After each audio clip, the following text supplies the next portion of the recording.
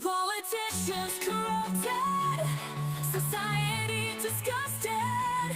They take our money, leave us all blasted. Life's a struggle, but we won't back down. We'll fight for justice.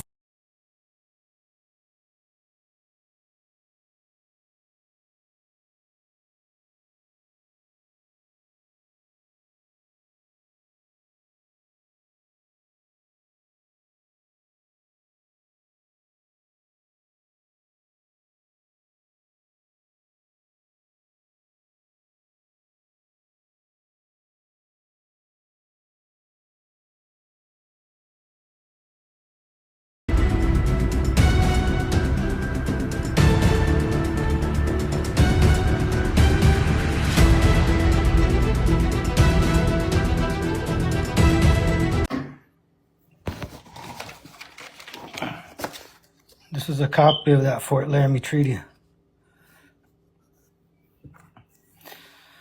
From this day forward, peace between the parties to this treaty shall forever continue. Shall forever continue. The government of the United States desires peace, and its honor is hereby pledged to keep it. If bad men among the whiteys or other people subject to the authority of the United States shall commit any wrong upon the person or property of the Indians, the United States will proceed at once to cause the offender to be arrested and punished according to the laws of the United States, and also reimburse the injured person for the loss sustained. See that part?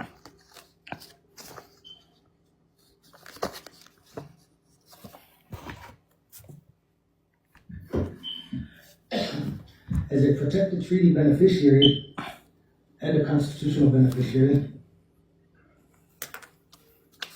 I am entitled to the full spectrum of inherent and unalienable rights preserved under the treaty, including but not limited to due process of law, liberty from unlawful seizure, recognition of tribal jurisdiction, and protection from sovereign governmental encroachments, including those perpetrated by state actors who have no lawful authority over treaty-protected persons or lands. The state of South Dakota, as a political subdivision of the United States, has no lawful jurisdiction to impose its codes, criminal procedures, or prosecutorial authority upon me in violation of the 1868 Fort Laramie Treaty. The United States Supreme Court has long held that treaties with native nations are the supreme law of the land, and that state interference with such treaties constitutes an ultra vires act, void ab initio.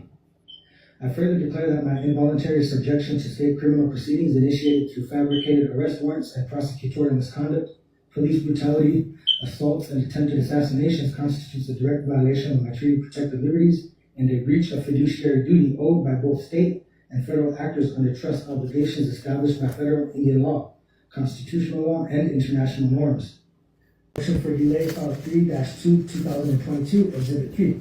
Motion for delay filed on 4/27/2022. All motions were considered and granted without my consent or without my knowledge, and trials were reset in every instance 1 week prior to scheduled trial, several days after the trial reset deadline. I move to exercise court's power to dismiss with prejudice CRI 21-6928 and CRI 21-7147 due to the state's, the court's, and lawyers' constitutional violations. Pursuant to Chapter 16-18 Rules of Professional Conduct, the duties of the lawyer and special responsibilities of prosecutors. Any waiver of rights must be obtained in writing. Lawyers were not authorized ever to waive any speedy trial rights, nor did they obtain a written waiver or verbal. Any and all delays were considered and granted without my consent and with deliberate indifference to constitutional rights, prejudicial to myself. Pertaining to the delay filed on 4/27/2022, DeCastro deceives the court by signing electronically a statement. He falsely represents to the court that he had spoken with me about that particular motion and had obtained my consent. DeCastro deceived the court. Daniel Gomez had no communication with DeCastro in regards to delaying trial while I was out on a furlough for either my mother's passing or the funeral. I got 2 little furloughs. Anyways, and they said I was a flight risk and this and that, but I came back from the furlough twice to the county jail. I returned to custody to face these charges and defend myself, right? And they just delayed trial for 11 more months after I came back. Anyways, any and all communications prior to furlough are on the jail email servers for inmates. No such discussion or notice was given to me. See grievance exhibit number 2, attachment 1 of 1, and corresponding motion in order for delay. In closing, pro se petitioner asserts and alleges supported by legitimate internally generated documentation in the exhibits herein and the U.S. Constitution, State of South Dakota State Constitution, and reaffirmed by federal and state laws. My federal constitutional rights, due process rights, speedy trial rights, 180-day rule have been violated.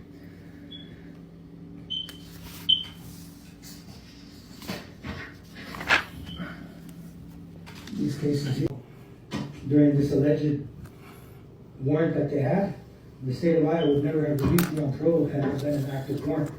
So that right there is proof and evidence that there was no warrant in existence. So they fabricated that warrant. And when they did my background check, they noticed that I was in prison from March of 2006 till December. So they tried to predate that warrant to a time before I was in prison. But that record search doesn't count the time because you get that on a sentencing order that you was in jail prior to sending to prison. So you're in jail before you go to prison. But that public records check doesn't turn out unless you get the transcripts from the court where the court gives you credit for time. No case number. Case number?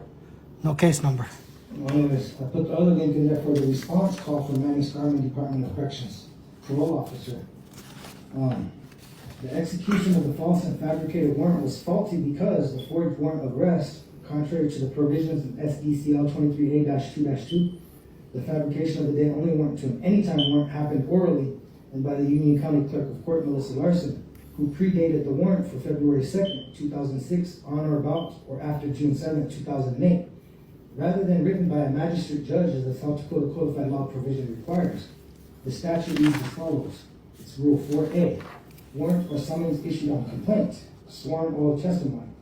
Failure of defendant to respond to a summons, if it appears from a complaint or from an affidavit or affidavits filed with the complaint, that there is probable cause to believe that an offense has been committed and that a particular person has committed it, a warrant for the arrest of that person, if requested by the prosecuting attorney, shall be issued to any officer authorized by law to execute. If circumstances make it reasonable to do so in the absence of a written affidavit, an arrest warrant may be issued upon the sworn oral testimony of a person who is not in the physical presence of a committing magistrate. If the committing magistrate is satisfied that probable cause exists for the issuance of the warrant, the sworn oral testimony may be communicated to the magistrate by telephone or other appropriate means and shall be recorded and transcribed. After transcription, the statement shall be certified by the magistrate and filed with the court. The statement shall be deemed to be an affidavit and complaint for purposes of this section. Upon the request of the prosecuting attorney, a summons instead of a warrant shall be used. More than one warrant or summons may be issued on the same complaint. And the notification they gave me that I would be charged with the failure to appear, and then when they go through and charge me with escape, that becomes a malicious prosecution. Now, in order for them to achieve me to give a false confession, they used my attorney that was supposed to assist me in my defense.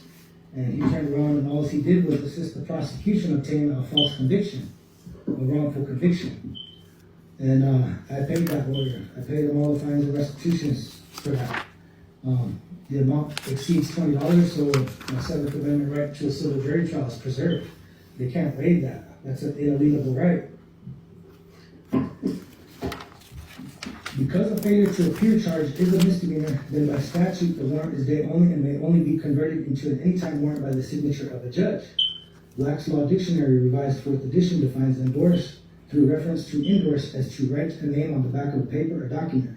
The context here is in negotiable instruments law, but given that the statute clearly says upon the warrant, the principle is the same.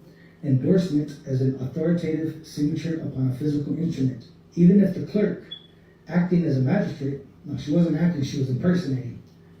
Impersonating a magistrate somehow had the authority to issue or modify the warrant. Such modification in this case would not have been statutorily valid because it was not written on the document. Furthermore, Gomez was in the custody of Woodbury County Jail from October 12, 2005 through March 6, 2006, conducting a jury trial before the Honorable Dwayne E. Hoffmeyer of the Sioux City Courthouse. Present prosecuting attorney was Bridget Barnes, and defense counsel was Peter Van Etten. I was held in the custody of the Woodbury County Jail of Sioux City, Iowa, and on March 6, 2006 through December of 2006, I was held in Iowa Department of Corrections in Clarinda, Iowa, continuously.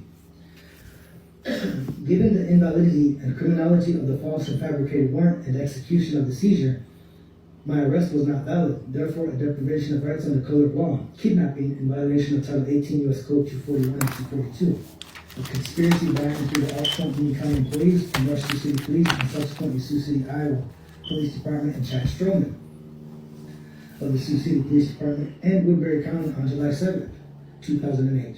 Any unlawful seizures conducted pursuant thereto are similarly invalid, and the results of such, as well as any statement